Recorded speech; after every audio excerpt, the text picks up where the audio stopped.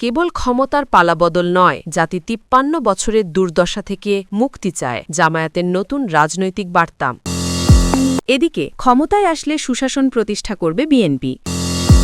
জোট গঠনে পর্দার আড়ালে তৎপরতা চলছে। বাংলাদেশি পাসপোর্ট এনআইডি নিয়ে মুখ খুললেন টিউলিপ।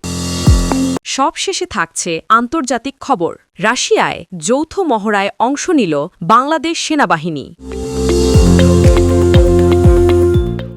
আসসালামু আলাইকুম, আমি রাইসা চৌধুরী। আপনাকে স্বাগতম চ্যানেল 50-তে।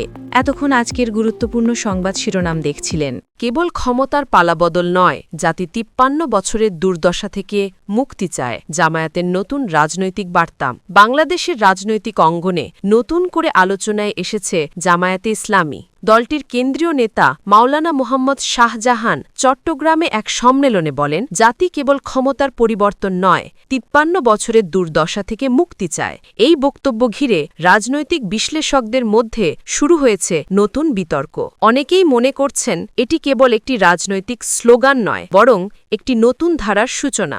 জামায়াতের পক্ষ থেকে বলা হয়েছে, তারা এখন গণমানুষের দল হিসেবে পুনর্গঠিত হচ্ছে, যেখানে দুর্নীতিমুক্ত কল্যাণ রাষ্ট্র গঠনের অঙ্গীকার রয়েছে। সম্মেলনে শাহজাহান আরও বলেন, ক্ষমতার পালাবদল বারবার হয়েছে, কিন্তু জনগণের মৌলিক অধিকার প্রতিষ্ঠা হয়নি। তিনি দাবি করেন, জনগণ এখন আর শুধু নির্বাচন চায় না, তারা চায় ন্যায়ের ভিত্তিতে রাষ্ট্র পরিচালনা। এই বক্তব্যের সঙ্গে সুর মিলিয়েছেন জামায়াতের আরেক নেতা নুরুল ইসলাম বুলবুল। তিনি বলেন, নির্বাচনের মাধ্যমে ক্ষমতা বদল হয়েছে, কিন্তু জনগণের অধিকার প্রতিষ্ঠা হয়নি। বিশ্লেষক সিরাজুল ইসলাম চৌধুরী মন্তব্য করেন, ক্ষমতার প্রকৃত রূপান্তর ছাড়া জাতির মুক্তি সম্ভব নয়। রাজনৈতিক বিশ্লেষকদের মতে, জামায়াতের এই বার্তা তাদের অতীতের বিতর্কিত অবস্থান থেকে সরে এসে নতুন পরিচয় গঠনের চেষ্টা। তারা জনগণের দীর্ঘদিনের দুর্দশা ও ক্ষোভকে পুঁজি করে রাজনৈতিক অবস্থান পুনর্গঠিত করতে চায়। প্রশ্ন উঠছে, এই বার্তা কি কেবল রাজনৈতিক কৌশল, নাকি সত্যিই একটি নতুন রাজনৈতিক ধারার সূচনা? বাংলাদেশের জনগণ কি এবার কেবল ক্ষমতার পালাবদল নয়, দুর্দশা থেকে মুক্তির বাস্তব পথ দেখতে চায়? চ্যানেল 50-র পক্ষ থেকে আমরা এই বার্তার পটভূমি, প্রভাব ও ভবিষ্যৎ সম্ভাবনা পর্যবেক্ষণ করছি। সামনে আরও বিশ্লেষণ ও প্রতিবেদন নিয়ে আমরা থাকব আপনাদের সঙ্গে। এদিকে ক্ষমতায় আসলে সুশাসন প্রতিষ্ঠা করবে বিএনপি। বাংলাদেশের বর্তমান রাজনৈতিক প্রেক্ষাপটে বিএনপির নেতারা বারবার সুশাসনের প্রতিশ্রুতি দিয়ে নিজেদের অবস্থান তুলে ধরছেন। সম্প্রতি ঢাকা মহানগর উত্তরের সাবেক আহ্বায়ক সাইফুল আলম নীরব একাধিক সভা ও কর্মসূচিতে বলেছেন, ক্ষমতায় আসলে সুশাসন প্রতিষ্ঠা করবে বিএনপি। তার এই বক্তব্য ঘিরে রাজনৈতিক অঙ্গনে নতুন করে আলোচনা শুরু হয়েছে। নীরবের দাবি, আওয়ামী লীগ সরকার গত 17 বছরে 17 টাকার কাজও করেনি। তিনি বলেন, উন্নয়নের নামে লুটপাট হয়েছে।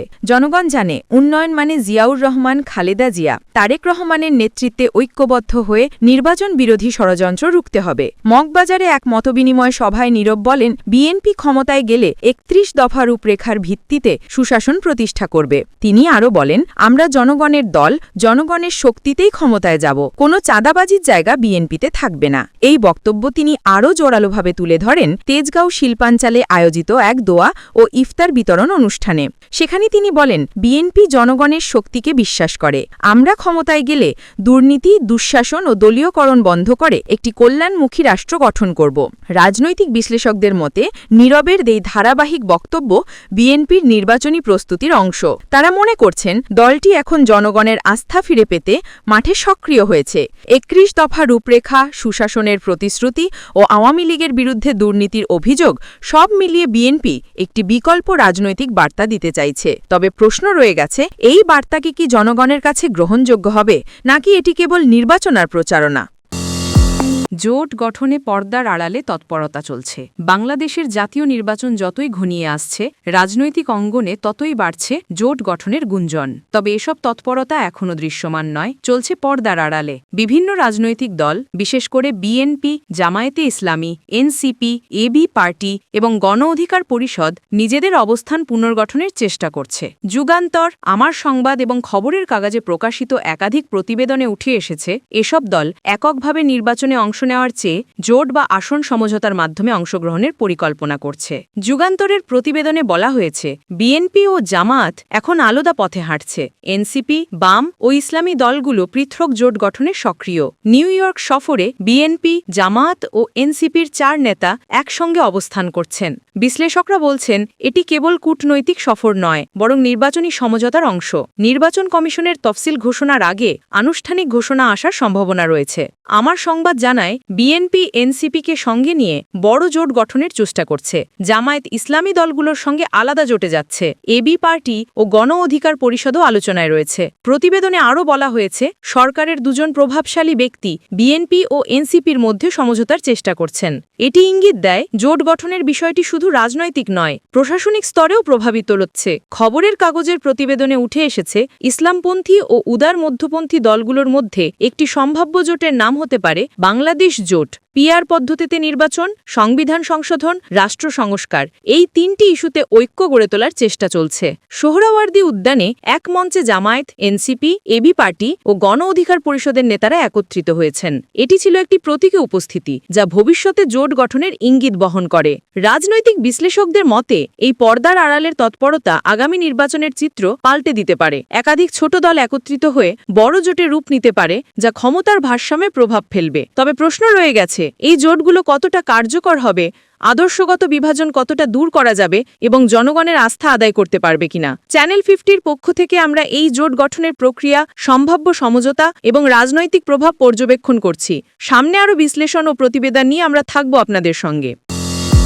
বাংলাদেশি পাসপোর্ট এনআইডি নিয়ে মুখ খুললেন টিউলিপ। যুক্তরাজ্যের লেবার পার্টির এমপি টিউলিপ সিদ্দিকীকে ঘিরে বাংলাদেশের নতুন বিতর্কের জন্ম হয়েছে। অভিযোগ উঠেছে, তিনি বাংলাদেশি পাসপোর্ট ও জাতীয় পরিচয়পত্র এনআইডি ব্যবহার করেছেন, যা তার ব্রিটিশ নাগরিকত্বের সঙ্গে সাংঘর্ষিক হতে পারে। তবে টিউলিপের পক্ষ থেকে এসব অভিযোগকে রাজনৈতিক উদ্দেশ্য প্রণোদিত অপপ্রচার বলে দাবি করা হয়েছে। কালবেলা, ঢাকা পোস্ট এবং ঢাকা টুডের প্রতিবেদনে উঠে এসেছে, বাংলাদেশি কর্তৃপক্ষের বিরুদ্ধে টিউলিপের আইনজীবীরা তথ্য জালিয়াতির অভিযোগ তুলেছেন। কালবেলার প্রতিবেদনে বলা হয়, 2001 সালে টিউলিপের নামে একটি বাংলাদেশি পাসপোর্ট এবং 2011 সালে একটি এনআইডি ইস্যু করা হয়। নথিপত্রে তার ঠিকানা হিসেবে শেখ হাসিনার মালিকানাধীন একটি বাড়ি উল্লেখ করা হয়েছে। টিউলিপের ঘনিষ্ঠ সূত্র বলছে, তিনি কখনো ঢাকায় স্থায়ীভাবে বসবাস করেননি এবং এনআইডি নেওয়ার বিষয়টি সম্পূর্ণ ভিত্তিহীন। তার আইনজীবী প্রতিষ্ঠান স্টিফেনসন হারুড জানিয়েছে, টিউলিপ কখনো ভোটার আইডি রাখেননি এবং দীর্ঘদিন ধরে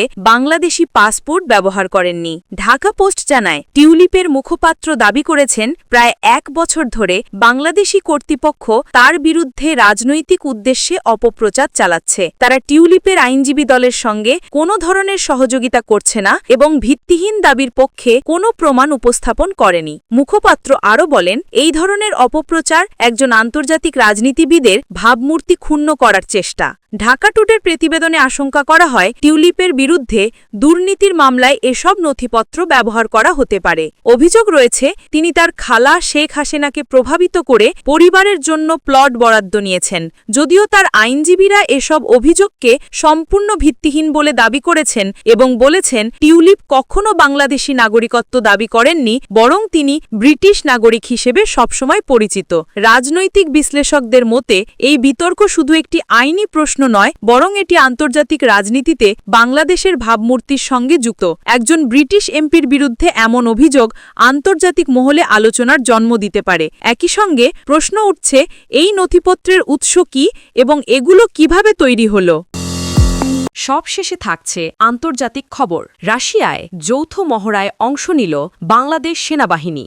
বাংলাদেশ সেনাবাহিনী আন্তর্জাতিক কৌশলগত মহড়ায় অংশগ্রহণের মাধ্যমে বহুজাতিক সামরিক সহযোগিতায় নতুন মাত্রা যোগ করেছে। 1 থেকে 17 সেপ্টেম্বর 2025 পর্যন্ত রাশিয়ার নিঝনি নভগোরদ অঞ্চলের মুলিনো ট্রেনিং গ্রাউন্ডে অনুষ্ঠিত ওয়েস্ট 2025 নামক যৌথ মহড়ায় বাংলাদেশ সেনাবাহিনীর 37 সদস্যের একটি কন্টিনজেন্ট অংশ নেয়। যুগান্তর, টিবিএস বাংলা এবং বিডি টুডের প্রতিবেদনে উঠে এসেছে এই মহড়ায় অংশগ্রহণ ছিল কৌশলগতভাবে গুরুত্বপূর্ণ এবং আন্তর্জাতিক পরিসরে বাংলাদেশের সামরিক সক্ষমতা তুলে ধরার একটি সফল প্রয়াস। মহড়ায় অংশগ্রহণকারী বাংলাদেশি সেনা সদস্যরা রাশিয়া সহ অন্যান্য বন্ধুপ্রতিম দেশের সেনাবাহিনীর সঙ্গে সম্মিলিত প্রশিক্ষণ কর্মসূচিতে অংশ নেন। এতে প্রতিক্রিয়াশীলতা, সমন্বয় এবং পারস্পরিক সহযোগিতা বৃদ্ধির লক্ষ্যে বিভিন্ন কৌশলগত অনুশীলন পরিচালিত হয়। বাংলাদেশ সেনাবাহিনীর অফিসিয়াল ফেসবুক পেজে বিষয়টি আনুষ্ঠানিকভাবে জানানো হয়, যেখানে মহড়ার ছবি ও বিবরণ প্রকাশ করা হয়। সেনাবাহিনীর পক্ষ থেকে জানানো হয় এটি ছিল আন্তর্জাতিক সহযোগিতা ও কৌশলগত দক্ষতা বৃদ্ধির একটি গুরুত্বপূর্ণ ধাপ। দি বিজনেস স্ট্যান্ডার্ডের প্রতিবেদনে বলা হয়, এই মহড়ায় অংশগ্রহণ বাংলাদেশের সামরিক বাহিনীর বহুজাতিক আভিযানিক সক্ষমতা বৃদ্ধির অংশ। মহড়ায় অংশগ্রহণকারী সদস্যরা প্রশংসিত হয়েছেন এবং ভবিষ্যতে আরও আন্তর্জাতিক মহড়ায় অংশগ্রহণের পরিকল্পনা রয়েছে। বিডি টুডে জানায়, সেনাবাহিনীর এই অংশগ্রহণ শুধু প্রশিক্ষণ নয়, বরং আন্তর্জাতিক কূটনৈতিক সম্পর্ক জোরদার করার ক্ষেত্রেও গুরুত্বপূর্ণ ভূমিকা রাখবে। বিশ্লেষকদের মতে, এই ধরনের যৌথ মহড়া বাংলাদেশ সেনাবাহিনীর পেশাদারিত্ব, আন্তর্জাতিক মানদণ্ডে প্রশিক্ষণ গ্রহণ এবং বহুজাতিক নিরাপত্তা কাঠামোর সঙ্গে সংযুক্ত হওয়ার সক্ষমতা প্রকাশ করে। কূটনৈতিক ও প্রতিরক্ষা নীতির দিক থেকেও একটি গুরুত্বপূর্ণ অগ্রগতি।